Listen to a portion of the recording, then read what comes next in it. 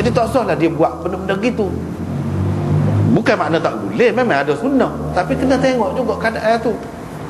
Sebab rakyat ni bukan semuanya faham.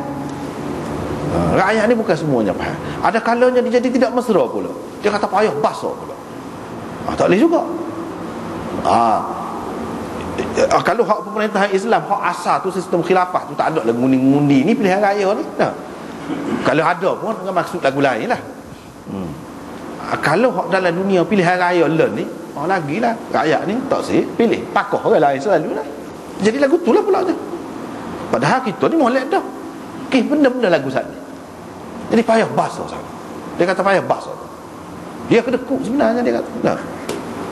Dia tak sebui tu, maknanya dia terlepas dengan orang, tak ada hubungan dengan orang. Dia pun tidak kena jamu kopi, koktel orang.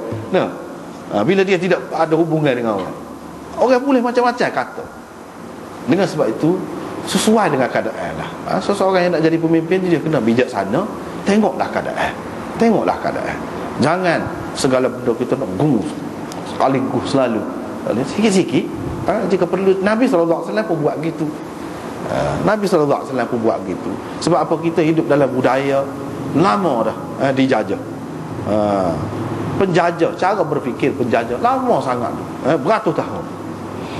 Beratus tahun. Setara Nabi SAW tu, Kaabah tu tidak dalam bentuk yang asal. Dia biar gitu ya. Pahala ni tu bukan dalam bentuk hak asal seperti Nabi Ibrahim bina. Dia tak kisah. Sehingga dia kata, kalau aku tidak fikir, ni orang ramai ni baru masuk Islam ni, hadithu ahdin bil Islam, tentu aku robohkan dan aku bina mengikut Ibrahim. Kita nak menghadap kepada Kaabah tu kan besar maknanya, tapi Nabi SAW tak ubah. Pasal apa? Itulah politik. Itulah politik. Nak jadi pemimpin kena ada benda-benda lagu tu. Kalau tidak tak boleh. Jadi sebab Abu Zar tu lah, Nabi SAW tak boleh. Tak boleh jadi amir. Dua orang pun jangan. Jangan urus harta zakat kau apa jangan. Nabi larang. Sebab apa? Dia betul kan, dia jadi betul, dia kata apa dia dengar Nabi SAW kata, dia akan kata. Dia tak kira hak dia faham lagu tu, dia akan koyak. Dia akan, bila kecek akan ada orang yang terpengaruh dengan dia. Bila ada yang terpengaruh, macam mana? Apa akan jadi kepada masyarakat Islam? Itu sebabnya Nabi SAW kata tu dulu. Kita sudah jumpa tu sebelum pada ni tentang Abu Dhar. Dengan sebab itu tak apalah. Nabi SAW lantik satu orang untuk pungut zakat. Orang tu dipanggil Ibnu Lutbiyah. Dalam riwayat satu lagi Utbiyah. Tak apalah tu. Jadi ulama-ulama kata dia ni namanya Abdullah. Nama dia sebenarnya ialah Abdullah. Qala Amrun.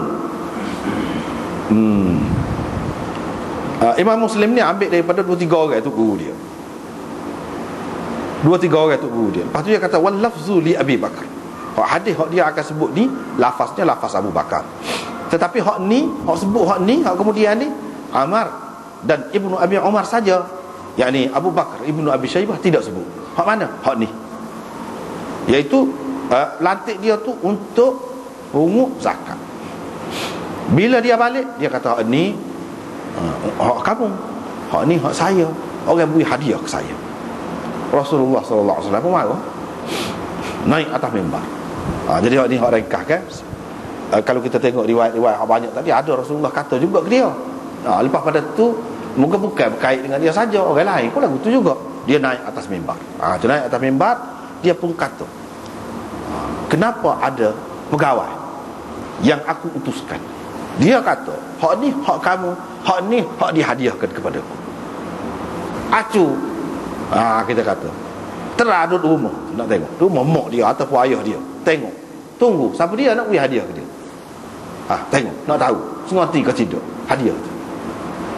Itu cara Nabi kira dari segi logik.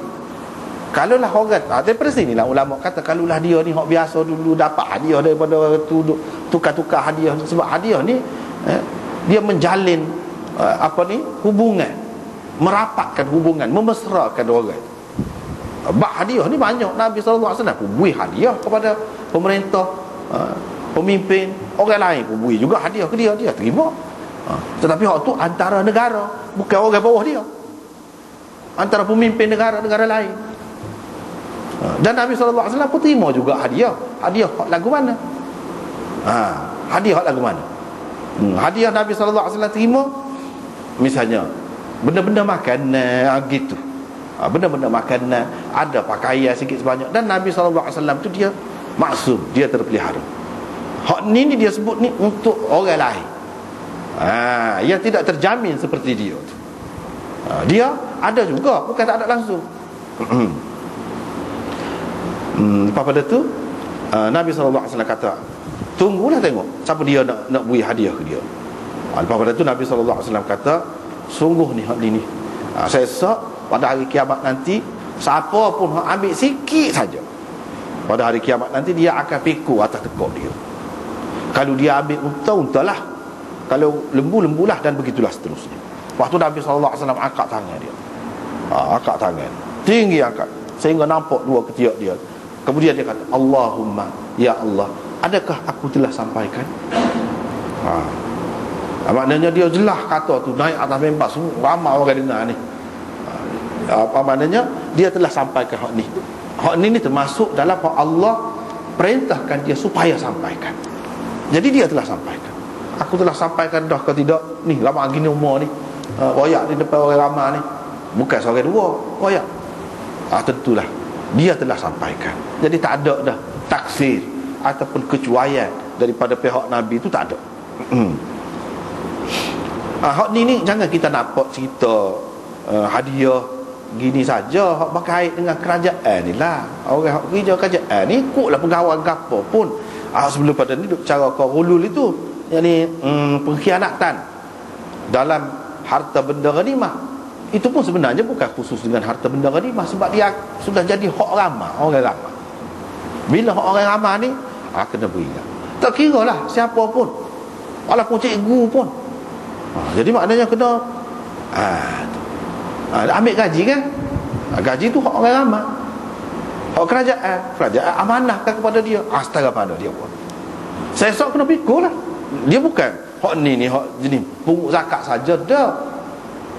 Segala harta benda yang berkait dengan orang ramai, yang mana kerajaan bukan main susah tu, fikir tu, nak jaga, nak uruskan, lepas tu nak bagi pula, dalam keadaan ni fikir benar, padan kau tidak gaji sebanyak ni, kau tidak padan, macam-macam lah keadaannya, susahnya. Jadi maknanya semua perkara dalam hadis kemudian tu sepucuk jarum pun, sepucuk jarum ataupun hak kurang lagi pada tu pun tak boleh. Maknanya kalau orang ikut hak ni dalam pemerintahan Islam, pegawai-pegawai Islam tu, dia akan jadi betul. Tidak tulis sajalah betulnya, akan jadi betul, tak tulis pun. Tak tulis pun jadi betul kalau ikut hak ni. Sebab apa? Ini pemerintahan ini dia serupa dengan semaya jugalah. Semaya kalau tak betul, dosa juga. Masuk neraka sepatutnya juga, ataupun tak semaya kau. Hak ni pun lagu tu juga. Di akhirat saya esok ni kena seksa juga. Jadi maknanya urusan pemerintahan ni dia berkait dengan agama juga, sehingga ada dosa pahala, ada hukuman juga. Sebab maya itulah juga kalau tinggal sebab puasa. Hak ni makna besar. Dengan sebab itu dalam pemerintahan Islam, dia pemerintah dia orang Islam belaka pun tak apa. Cuma orang kafir dia tak faham. Kalau Islam merintah kena orang Islam, lepas tu orang kafir tak boleh merintah lagu mana. Dia kena faham. Nombor satu sekali, pemerintahan Islam ini dia tegak di atas akidah, tanggungjawab dengan Allah, bukan dengan rakyat saja. Rakyat boleh kelih juga, betul ke tak betul, tetapi Allah lebih lagi. Dia berasa sebab dia tak semaya.